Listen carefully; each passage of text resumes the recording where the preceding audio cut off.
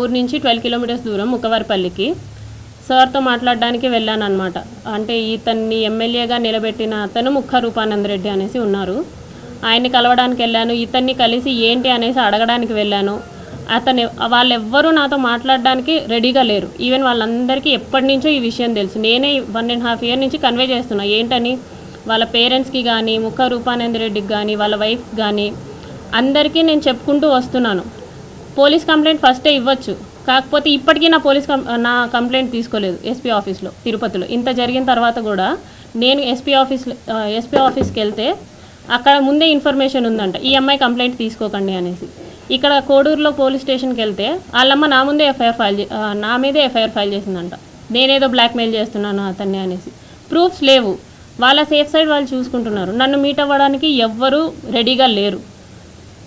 ఎన్నోసార్లు వెళ్ళా. మా మావయ్య కూడా వచ్చారు, మా మావయ్య భాస్కరు, ఆయన కూడా వచ్చారు. ఆయనతో పాటు వెళ్ళాను అనమాట. వాళ్ళు పెద్ద వాళ్ళు వచ్చినా కూడా, మా తరపున వాళ్ళు ఎవరు వచ్చినా కూడా వాళ్ళు మాట్లాడడానికి రెడీగా కూడా లేరు. వాళ్ళ అమ్మ నాన్న కానీ, ఫోన్ కాల్స్ కానీ, ఏదైనా కానీ మాట్లాడడానికి రెడీగా లేరు. నేను చాలా ప్రయత్నించిన తర్వాతే ఇప్పుడు మీ అందరి ముందుకు వచ్చా.